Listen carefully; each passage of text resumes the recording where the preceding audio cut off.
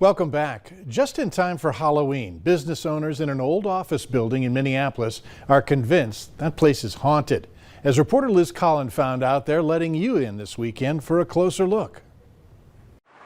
We are at 5516 Lindale Avenue South. The two-story building has stood for decades as the home of a car dealership and real estate company. I started to notice there's just this odd kind of feeling. But in January, when a consignment shop and the Center for Intuitive Living moved in, He likes to go and touch people on their shoulders, or I've had him play with my hair. Echo Bodine says the people who work inside realized they weren't alone. I turned around and there was a guy, and he's just standing there like this. A psychic, author, and ghost hunter for more than 50 years, Echo believes there are two ghosts who live here, one with a sense of humor. At first, I don't know, I just didn't understand what was going on until I got to know this guy better.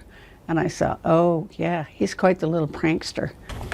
Echo says this was the scene on some days, stuff pulled out of offices and dropped on the floor. Then I'd always hear this little laughter in the background. And yes, she knows not everyone believes in such things. What people don't understand is a ghost is simply the soul of somebody who's chosen not to go on to the other side. It's why on Saturday, before they vacate the building to make room for a new liquor store location, they'd like the public to see for themselves. We thought one more big hurrah, and then we'll let it go. Inviting the curious to bring their cameras, an open mind, and to trust the voice within. It'll be fun to see what we can find. In Minneapolis, Liz Collin, WCCO 4 News.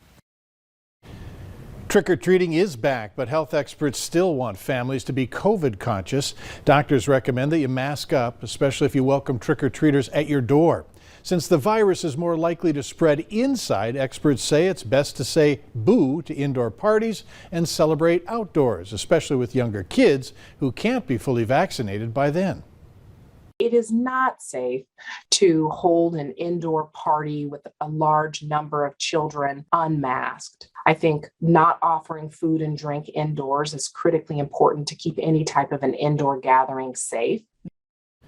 The American Academy of Pediatrics recommends limiting trick-or-treating to small groups, waiting your turn to avoid large clusters while trick-or-treaters and practicing good hygiene. They also want you to remind you that your costume masks are not substitute for a face covering to prevent the spread of the coronavirus. Stay with us. Hutch Johnson is back with an update on your Friday night weather planner.